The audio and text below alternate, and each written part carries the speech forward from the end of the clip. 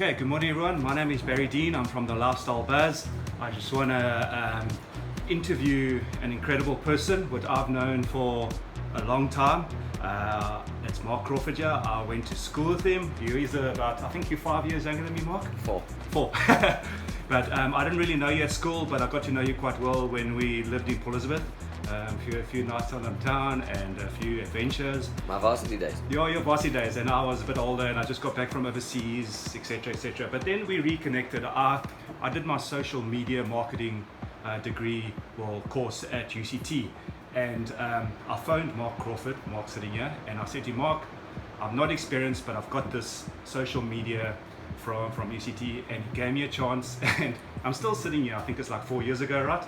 Yeah, at least 4 years ago, yeah. 4 years ago. You gave me the opportunity, and I've been wanting to thank you for a long time. Thank you, Mark. I appreciate the opportunity. I've grown throughout my career. But we're not here for me. We're here to introduce Mark and his family business and the history of Crawfords Beach Lodge. We're in third generation at the moment. And Mark, yeah, lead us through. You're the little chief, maybe the big chief one day.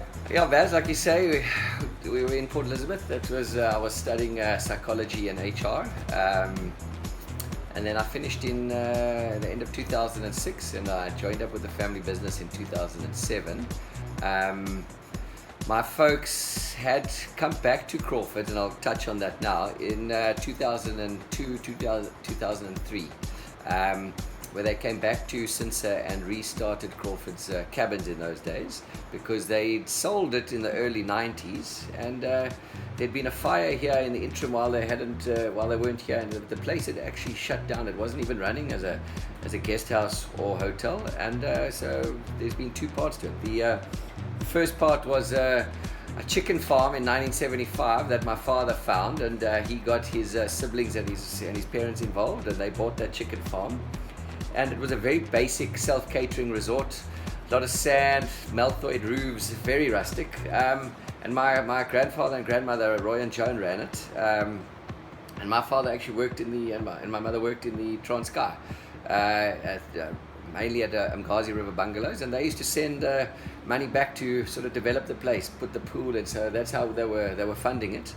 And then in 1988, should I say, I was in school. I'm the younger of two brothers, and my folks decided they wanted to move closer to civilization, or per se, with the schools, and decided to come buy the rest of the family out and take over Crawfords themselves for the running, and that's when they moved in here. And you can see the sort of theme that they brought from the old Transkei, the thatch roofs, the decking. You know, that was very much what my father experienced in that part of the world, and he brought it here, and he changed the whole face of it, and he put a restaurant in, and that really added to the vibe here.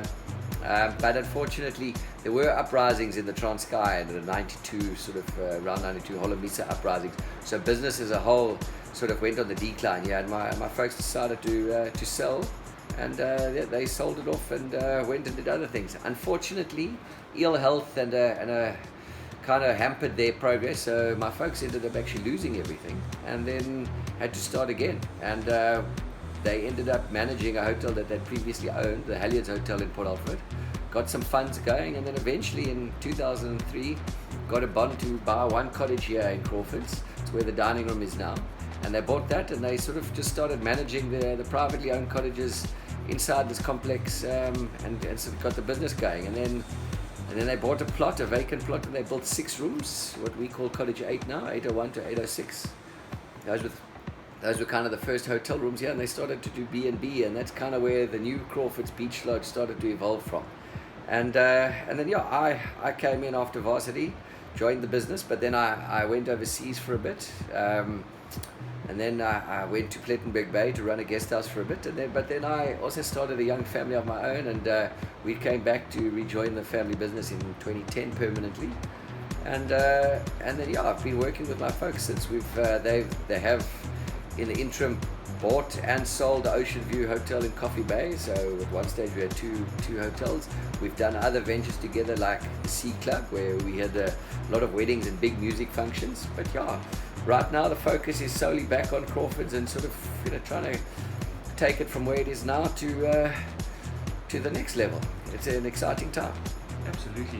And like I wrote that, busy writing the blog on you guys, third generation, I mean, is it big shoes to fill, or do you find it's a new market that's creeping in that you can actually tap into, which I've noticed with the digital marketing, you've got a really good digital marketing side and you believe in the social media and all that? I think that's what's worked well, is that my folks have their philosophy on things, which is hard work and getting up early and making sure everything works correctly. And I came in from living overseas, seeing how everything had digitalized, all bookings done online, and implemented that side of things into the business. I spent a lot on marketing, which was initially quite a sore point because of the money that goes out. It's not a tangible thing you can see, but I think over time we've been able to see the returns on that. Having young kids of my own, implementing a lot of activities into the business as they've grown up. The business has kind of added more and more things, like the surf school, which you and I started together in those 4 years ago, and yeah, the team building side of things too, on the corporate side, doing everything in-house, the wellness center and the spa that we've added. So yeah, we've just evolved as I've grown up. So is the business. And you touched on your kids there. Like, you can see you guys are obviously family run. Everything's run really well here, but also a family destination. This place is amazing. The families come here, they can relax. The parents don't have to cook. They don't have to wash dishes. It's not self-catering. No, yeah, you're coming here for a holiday. You're not going to do any admin. You're going to arrive. You almost don't need, you don't need your car. You park. A lot of guys just don't even drive anymore. They get shuttled in, and they stay here for a week and then get shuttled out. And they, besides walking on the beach and tanning on the beach, they don't leave the facilities here. We have 2 swimming pools, multiple deck areas. The rooms are nicely secluded from each other. So yeah, it does lend itself to that relaxation. It is definitely a family destination, but the way Ian and his vision designed it early on, you are secluded from things, so honeymooners and families and everyone can sort of blend in here without actually stepping on each other's toes. So it is a multifaceted destination. And we do a lot of corporate stuff too, which is winter business, and we've got sardine run operators coming in May and June, where they're going to be going out on boats and vessels and scuba diving and snorkeling out at sea, looking at underwater sea life. It's fantastic. That's going to be exciting. It is exciting. The more activities and adventure sort of things that we can tap into, I think it'll just increase this as a destination for all sorts of people. Absolutely. But also what I've noticed here in the last 4 years, which is incredibly important as a family point of view, is your childminders play a big part, especially for the parents that come on a relax year. The kids are safe, secure, they run around, they go to the kiddies club, they go to the beach, surf, beach walks, parents can sit around the pool, have their cocktail and not a worry about their parents. And I think you've really, as a business, done well with that part. We've got 3rd generation staff working here, where the grandparents work for my folks, then their kids work here, and now their kids are working here. And this community almost is a very, and I'm talking Sinsa now, the township and the village is very much a collective little town, where everyone's always helped each other to get along, because we realize that if we don't work together and help each other, we're not going to go anywhere. It's very much a good prototype on how a town should actually be designed. And that collective thing means I've lived in and out of my staff working with me. They've seen me grow up. Now I'm seeing their kids grow up. So there is a very much family feel to the staff here as well. So when they're looking after kids, they already feel like they're part of the family. So it has lent itself to that sort of nurturing that the staff give the kids. And yes, they practiced on my kids, who were very active. So my kids ran around everywhere, and they know how to entertain little children. So yeah, when other people's kids get dropped off, the nannies are willing and ready, and they know that they've got to entertain those kids and keep them moving. Yeah. You touched on corporate. So Crawfords is one area of it is the family destination, and the corporate side is conferencing and team building. You guys are really growing that in a big way at the moment. Yeah, I think companies are also noticing that, it's putting people in a boardroom with no windows and stuff doesn't lend itself to a lot of outside thinking. So bringing their companies here, the guys don't run off after the conference and go chill with their mates. They're here together, so it leads to that camaraderie within it. So it's natural team building that happens on its own. And yeah, they sit in a nice conference room, overlook it with a nice view, but it doesn't seem to distract them. It seems to motivate them. And then once they're done, they are free to walk on the beach, run on the beach, go for a swim, stuff like that. So they're feeling refreshed and energized as well as getting work done. So I think that's the winning formula. And then things like weather, obviously, conferencing don't mind too much. We can't control, but our food, I think a lot of them come back for the food. We pay a lot of attention to making sure that our meals adequately cater for everyone and plentiful. Absolutely. And then, correct me if I'm wrong, you got one other big area of business, which is your actual tour companies.